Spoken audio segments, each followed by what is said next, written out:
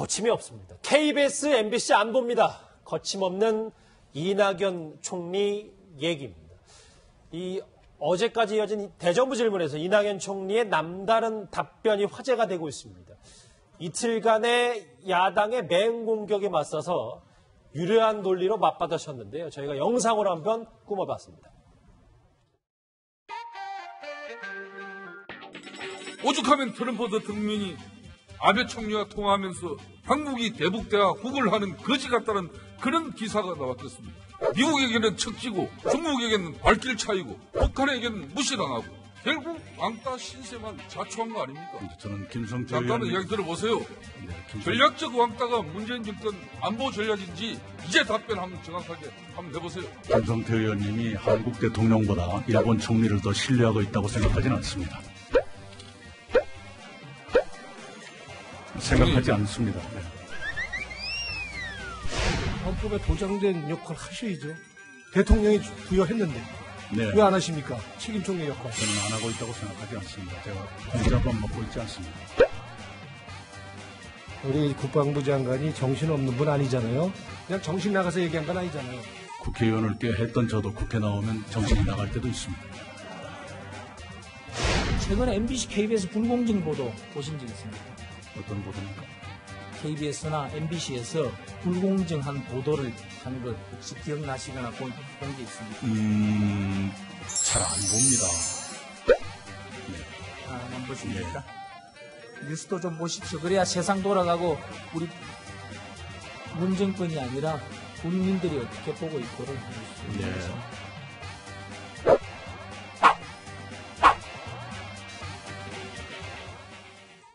영상으로 보니까 확 이해가 되네요. 이현정 의원님, 네.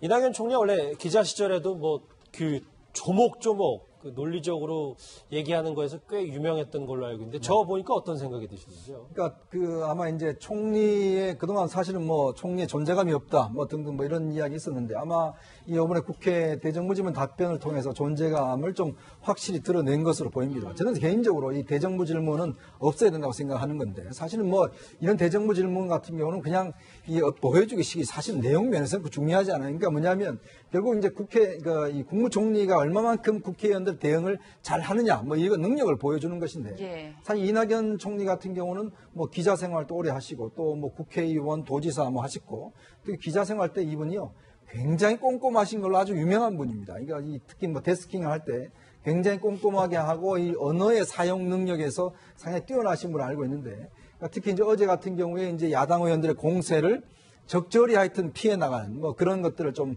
보여주셨던 것 같아요. 아무래도 문재인 대통령 입장에서 보자면 저런 총리가 굉장히 고마웠을 겁니다. 만약에 저기서 예를 들어 제대로 대응을 못하면 또다시 하는데 총리가 저런 걸 다 막아주니까 또 사실은 총리가 또 쓴소리도 좀 하고 이런 측면을 보여서 상당히 그래도 잘 대비를 하신 것 같습니다. 예, 이수희 변호사님 저 자리가 사실 대결하는 자리는 아니지만 일각에서는 야당 의원들의 공격의 창이 너무 무딘 거 아니냐 이런 지적들도 있어요. 예, 저는 저도 동의합니다.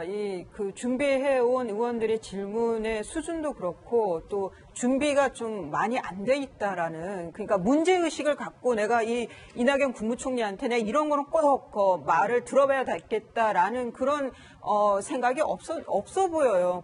왜 그냥 보좌관들이 써준 질문 들고 나온 거 아닌가 이런 생각까지 드는데 저는 이낙연 총리의 이제 답변에 대해서는 토론의 스킬, 말솜씨 그런 거는 저도 인정하겠습니다. 하지만 좀 말장난 같은 그런 답변도 있었고 그런 모습이 너무 진지하지 않은 건 아닌지 아니면 정말 경청하려는 그 마음이 좀 부족했던 거 아닌지라는 좀 삐딱한 시선을 또 오늘도 보내게 됩니다. 예.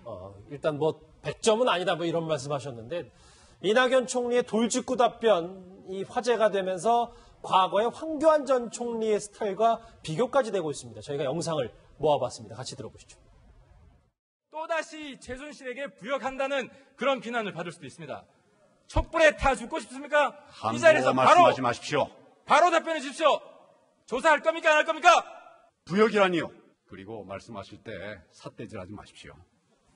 총리는 대통령 출마할 생각을 가지고 있습니까? 제가 맡고 있는 일이 엄중합니다. 국정 안정화를 위해서 지금 어렵습니다. 거기에 온 공직자들과 함께 전념하고 있습니다. 이 조대진 변호사님. 이게 황교안 전 총리하고 이낙연 총리가 비교되는 게 스타일이 뭐 누가 맞고 뭐 옳고 그르다를 떠나 스타일이 많이 다른 건 확실한 거고요. 그렇죠. 뭐 일단은 스타일의 차이 때문에 저런 모습이 나왔다고 보는 게 맞을 것 같고요. 일단 황교안 총리 같은 경우는 그 당시 상황도 그랬지만 지금처럼 뭐 이렇게 개별적인 사안을 뭐 이낙연 총리처럼 답변하기는 좀 어려운 상황이었기 때문에 총론만 말하다 보니 조금 애매모호하게 답변한 면도 있는 것 같습니다. 하지만 이제 전체적인 발언 스타일을 보면 아까 이낙연 총리 같은 경우는 본인이 기자 생활도 했고 그렇기 때문에 묻는 질문에 관련해서 정확한 그 강론, 답변을 좀 내놓는 스타일이고요. 그리고 흥분도 하지 않고 어떻게 보면 좀 약간 가르치듯이 이렇게 답을 주는데, 그러니까 황교안 총리 같은 경우는 조금 흥분도 하고 적극적으로 반박도 하는 모습을 보여서 전체적인 모습을 볼 때는 대응은 이낙연 총리가 훨씬 더 잘하지 않았나 이런 생각도 듭니다. 비교적 능숙하게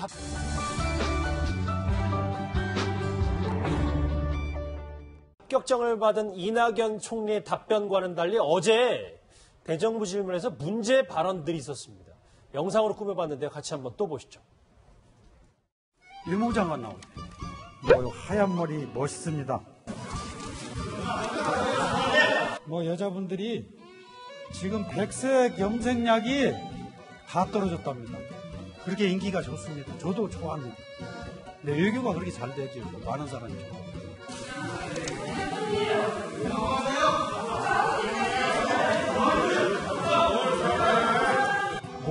아니 뭘 사과를 한다고. 됐습니다. 시간 없습니다. 자중해서 떠들지 마세요. 제가 지금 질의하고 있어요. 사과할 일이 없습니다. 정신 차리세요. 뭔들 완전 사과하고 사과를. 사과할 일 하나도 없습니다. 집에 가서 반성하세요. 사과할 일 있는가?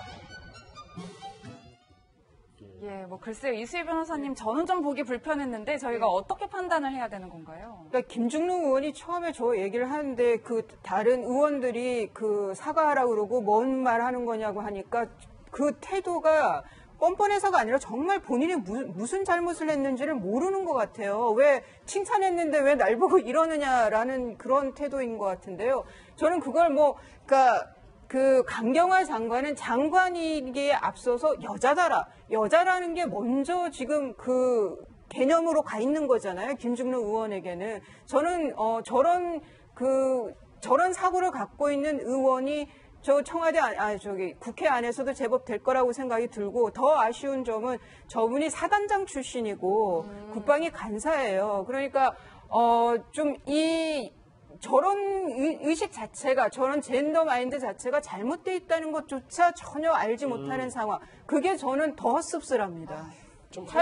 차라리 고의적으로 모욕을 주려고 했다면 차라리 낫겠어요. 근데 뭐가 잘못됐는지 전혀 인식이 없는 거예요, 지금. 김중록 의원은 어떤 분입니까? 그러니까 이분이 이제 육사 30기입니다. 그리고 이제 준장 출신인데, 이번에 이제 국민의당 비례대표로 이제 국회에 들어오셨죠. 예. 그러셨는데, 이게 군 출신 분들이 가끔씩 이런 문제가 좀 많아요. 예전에도 보면 군 출신 분들이 보면 이렇게 발언이나 이런 데 보면 하는데, 이게 보면 사실 대정부 질문에서 어떤 의원의 개인적인 저런 장관의 저런 거 가지고 이야기하는 것은 저거는 상식에 굉장히 어긋나고, 저게 문제는 나중에 어떤 면에서 보면 제가 볼 때 윤리에도 갈 수 있는 사안이라 봅니다. 어떤 면에서 보면 굉장히 좀 성적인 그런 측면도 저는 보여지거든요. 그래서 정말 나오면 질문을 해야지 왜 쓸데없는 지금 백발 이야기를 해서 특히 이제 외교장관을 저렇게 하는 것도 본인도 그것이 왜 잘못했는지도 모르는 상황이니까 참 문제인 것 같습니다. 한숨 나오는 발언 한심국회 얘기까지 정리를 좀 해봤습니다. 여러분은 지금 뉴스특급과 함께하고 계십니다.